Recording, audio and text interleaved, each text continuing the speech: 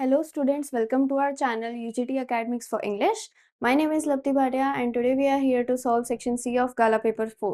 Video start करने से पहले जान लेते हैं कि यहाँ सॉल्व किए गए सारे सॉल्यूशंस आपको हमारे ऐप पे फ्री ऑफ कॉस्ट मिलेंगे और बाकी की गाला सॉल्यूशंस के लिए आप चैनल पे विजिट कर सकते हैं। सेक्शन सी जो है आपका गाला पेपर का, वो बोर्ड एग्जाम्स में आपका रहेगा 18 मार्क्स का। ठीक है, उसमें आपको rectify the error, punctuation, fill in the blanks, direct indirect speech और इंटीग्रेटेड ग्रामर जैसे ऑप्शनल क्वेश्चंस आने वाले हैं, जिसमें आपको ऑब्जेक्टिव्स की तरह ऑप्शंस दिए रहेंगे और आपके लिए काफी इजी हो जाएगा क्योंकि वो फर्स्ट फ्लाइट के ही सारे सेंटेंसेस रहेंगे। चलिए देखते हैं हमारा फर्स्ट क्वेश्चन जो है, the train clattered in Mariani junction, the train clattered into Mariani junction, the boy collected their luggage and push their way on the crowded platform. अब हम एक बार पूरा सेंटेंस पढ़ लेते हैं ना, तो हमको क्लैरिटी आ जाती है। यहाँ पे बोला है their luggage and their way, तो एक लाइन में दो बार तो हम बॉय की वजह से हिज नहीं लगा सकते, तो मतलब सीधा है कि यहाँ पे बॉयज कर देना है। ठीक है, तो सेकेंड लाइन का हमारा एरर है boys collected their luggage and यहाँ पे एक बार पास्ट आ चुका है तो यहाँ पे भी पास्ट रहेगा and push their way to the crowded platform. ठीक है, इस तरीके से हम हमारा एरर करेक्शन जो है वो अटेम्प्ट करेंगे। Next question is punctuation. Punctuation में हमको 4 ब्लैंक्स दिए, फिर हम क्या करेंगे कि इस तरह 35 पे ऐसा कुछ बुलेट बनाएंगे हम, क्योंकि क्या है 35 के बाद आप ऐसे फुल स्टॉप करेंगे फिर एक्सक्लेमेशन मार्क करेंगे तो समझ में नहीं आएगा कि ये है या ये है। ठीक है, तो हम बेटर ये रहेगा कि आप इसके बाद हाइफन लगाइए, आपका क्वेश्चन मार्क लगाइए। ठीक है, जो भी आपका आंसर है वो आप इस तरीके से लगाइए। जैसे इसमें क्या लग रहा है हमको कि ये एक डायलॉग है तो डबल इन्वर्टेड कॉमा आएगा, तो 35 पे आप डबल इन्वर्टेड कॉमा लगा दीजिए, 36 पे डबल इन्वर्टेड कॉमा लगा दीजिए। ठीक है, इस तरीके से। Fine fine, I will be in time for breakfast, हमने डिस्कस किया, यहाँ पे तो डबल इन्वर्टेड कॉमास लगेंगे। I thought a good big English breakfast, everything was going well. अब यहाँ पे क्या आएगा, यहाँ पे हमको कैपिटल नहीं दिया है, मतलब हम फुल स्टॉप तो नहीं लगा सकते, एक्सक्लेमेशन मार्क भी नहीं है, यहाँ पे आएगा हाइफन। जब सेम टाइप के दो सेंटेंस पर कॉमा नहीं लगाना है या फुल स्टॉप नहीं गिवन है तो फिर हम क्या करेंगे, हाइफन लगाएंगे कि वो एक ही टॉपिक के रिलेटेड दो सेंटेंसेस बोले जा रहे हैं। Next question is fill in the blank with proper articles, conjunctions and prepositions. 39 to 42 ये भी आप ऐसे line wise order में लिखेंगे और आपको already options भी इस question में दे रखे होते हैं। I finished my poem and it was beautiful. It was about a mother duck and a father swan with 3 baby ducklings who were beaten to death by their father because they quacked too much.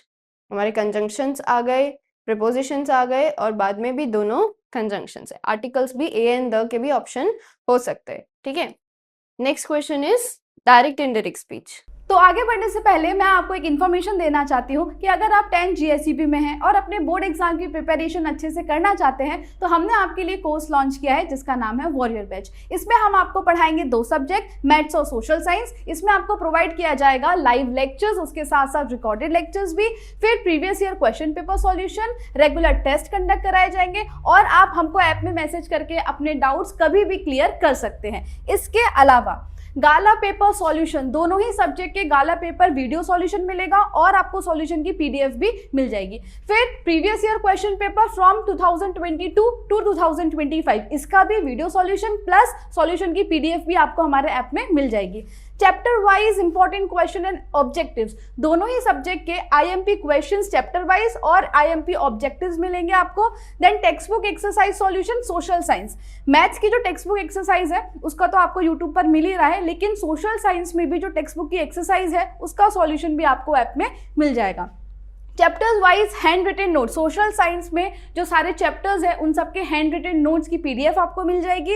Introduction plus exercise solution PDF, maths में आपको जितने भी chapters हैं उनका introduction और सारे exercise की solution की PDF, ये सारी चीजें हम हमारे ऐप में प्रोवाइड करेंगे आपको। हमारे ऐप का नाम है UGT, जो प्ले स्टोर पर अवेलेबल है, और अगर आप ऐप स्टोर से डाउनलोड करना चाहते हैं तो इसका नाम है माई इंस्टीट्यूट। तो आज ही हमारे ऐप को डाउनलोड कीजिए और कोर्स परचेज कीजिए। All the best. Direct indirect speech में क्या रहता है कि आपको फर्स्ट फ्लाइट का कोई डायलॉग दिया होगा जिसके लिए आप अभी से प्रैक्टिस कर सकते हैं। 3 to 4 मार्क्स में ये क्वेश्चन आता है जिसमें आपको प्रोनाउंस और टेंसेस, प्रोनाउन और टेंसेस को चेंज करना रहता है, पास्ट में डालना रहता है और इनडायरेक्ट फॉर्म में प्रोनाउंस आपके चले जाते हैं और उसके अलावा जो बोली जाने वाली चीजें हैं उसमें कोई चेंजेस होते हैं। अब जैसे हम ये डायलॉग पढ़ रहे हैं, Anne said Margot and I were sent to Aachen to stay with our grandmother. Margot went to Holland and in December and I followed in February. तो इसमें एक ही बार ये चीज आ रही है, इतना भी चेंजेस नहीं रहेगा। हम लिख देंगे Anne said that Margot and I change हो जाएगा, टेंसेस चेंज हो जाएंगे, जितने भी प्रोनाउंस है वो सब चेंज हो जाएंगे, फिर से टेंसेस एंड, ठीक है। चलिए, मार्गोट एंड शी कौन? एने। क्यों हमने आई नहीं लिखा?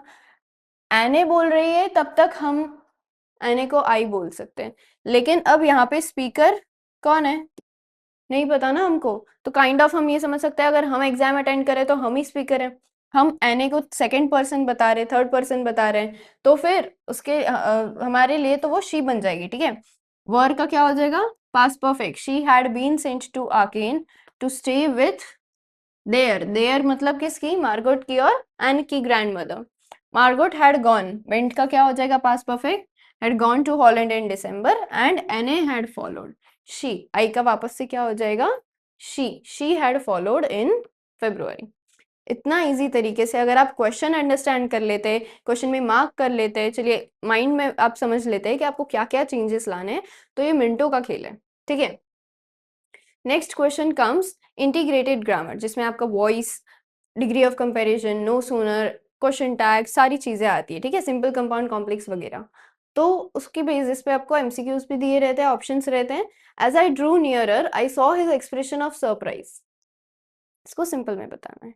एज किस में आता है? हम पहले ये आइडेंटिफाई कर ले, कॉम्प्लेक्स है या कंपाउंड है। तो एज जो है वो कॉम्प्लेक्स में आता है। व्हेन आई ड्रू नियरर, तो व्हेन भी कॉम्प्लेक्स में आता है, हमको सिंपल बनाना है। Drawing nearer I saw his expression of surprise. अब इसमें भी दो फ्रेज दिए, एक क्लॉज है एक फ्रेज है, लेकिन इसमें कोई सब्जेक्ट और वर्ब नहीं दिया है अलग से, जैसे इसमें, ठीक है। तो ये एक ऑप्शन करेक्ट हो सकता है हमारा। Fine. I drew nearer and से कंपाउंड बन जाएगा, सॉ हिज एक्सप्रेशन।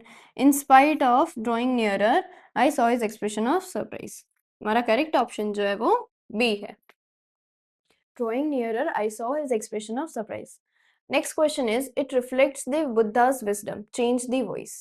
अब वॉइस चेंज करना है तो हम पहले आइडेंटिफाई करेंगे कि ये ऑलरेडी कौन से वॉइस में है। सब्जेक्ट, वर्ब और ऑब्जेक्ट, मतलब सिंपल ये हमारा एक्टिव वॉइस में गिवन है। अब कौन सा टेंस है हमारा? प्रेजेंट टेंस है, ठीक है, सिंपल प्रेजेंट टेंस है। रिफ्लेक्ट्स जो है वो क्या हो जाएगा? पैसिव में तो रिफ्लेक्टेड ही होना है V3 में, है ना। और सिंपल को सिंपल रखने के लिए हम आगे इज, एम या आर लगा देंगे। फाइन। तो the Buddha's wisdom is reflected by it. कहाँ है ये वाला हमारा option?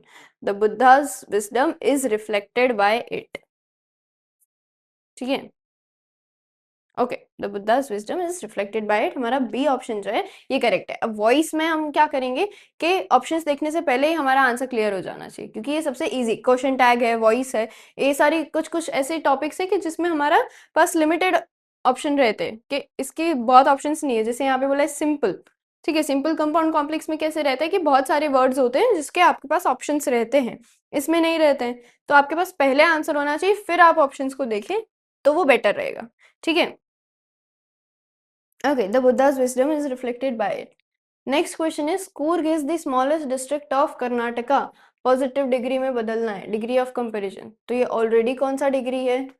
Superlative, the plus highest bracket, ठीक है। No other district of Karnataka is as small as Coorg. Okay, क्योंकि उसको बोला है वो स्मॉलेस्ट ही है। वन ऑफ द स्मॉलेस्ट बोला होता तो हम वेरी फ्यू लिखते, बाकी नो वाले ऑप्शंस करेक्ट है, ठीक है। लेकिन नो में भी सिंगल और प्लूरल, नो के साथ क्या आता है सब्जेक्ट वर्ब कॉन्कॉर्ड में? No other district of Karnataka is as small as Coorg, ठीक है। Next, I have a lovely family. Oh I have a lovely family, what a lovely family I have, how lovely family I have and how I have a lovely family. इसमें भी हमारा correct option जो है वो B option है, ठीक है। चलिए रिवाइज करेंगे। हमारा फर्स्ट का ऑप्शन है no other district of Karnataka is as small as Coorg, और सेकंड का है हमारा what a lovely family I have. Fine. Last question is no one dies of hunger turn into interrogative. No one, कोई भी नहीं। हमने पहले वाले भी एक पेपर में ऐसे किया था कि क्वेश्चन को हमने डिक्लेरेटिव में बदला था। ये डिक्लेरेटिव में दिया है, असर्टिव में दिया है, इसको हमको इंटरोगेटिव बनाना है। तो नो वन मतलब कोई भी नहीं, तो इसमें हम क्या कर देंगे, डिड नो वन। ये डाइज में हमको सबसे पहले तो प्रेजेंट टेंस वाले ऑप्शंस देखने हैं, फिर भी डिड है, और लास्ट के जो दो जो हैं वो डज वाले हैं। तो does no one die of hunger या does any one die of hunger, क्या रहेगा करेक्ट ऑप्शन? करेक्ट ऑप्शन रहेगा does any one die of hunger, ठीक है। क्वेश्चन पूछे does any one die of hunger, जिसका आंसर रहेगा no, no one dies of hunger. इस तरीके से आप अंडरस्टैंड करके, समझ के, read carefully while you're solving your section C of Gala paper, and then solve your answers. Fine. All the very best for board exams.